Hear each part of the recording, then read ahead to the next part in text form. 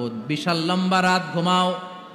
অনেক সময় আছে ঘুমাও, রাত 5টা বেজে যাচ্ছে, তাহাজ্জুদের সময় শেষ হয়ে যাচ্ছে, তখনও শয়তান বলে রাত অনেক লম্বা, ঘুমাও। ফজরের সময় পার হয়ে যাচ্ছে, সূর্য উঠে যাচ্ছে, শয়তান বলে আলাইসা লাইলুন তাওয়িলুন ফারকুদ, এখনো অনেক সময় আছে, লম্বা লম্বা লম্বা চৌড়া রাত পড়ে আছে, তুমি ঘুমাও। বিশ্বনবী বললেন ফাইন ইস্তাইকাযা ওয়া যাকারাল্লাহ ইনহাল্লাত উকদা, আমার উম্মতের কেউ যখন ঘুম থেকে জেগে ঘুম থেকে ওঠার দোয়া পড়া শুরু করে দেয়, অলসতার প্রথম গিটটা সাথে সাথে খুলে দেয় কে?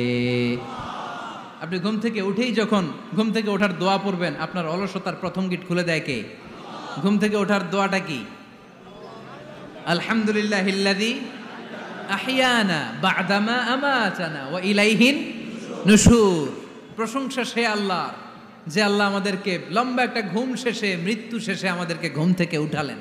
এই দোয়াটা পড়ার সাথে সাথে শয়তান যে 3টা গিট মারছে, ওই 3টার একটা খুলে দেয় কে?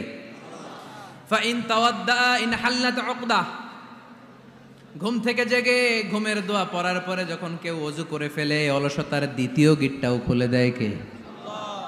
ওযু করার পরে ফাইন সাল্লাত ইনহাল্লাত উকদা, নামাজের মুসল্লায় দাঁড়িয়ে যখন নামাজ শুরু করে দেয়, অলসতার 3 নাম্বার গিটটাও খুলে দেয় কে?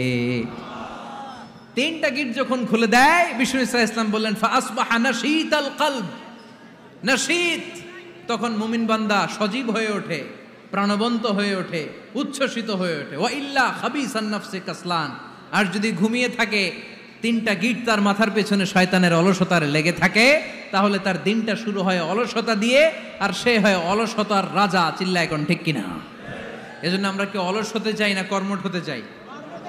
কোন নবীরা কি অলস ছিলেন? পৃথিবীতে কোন নবী অলস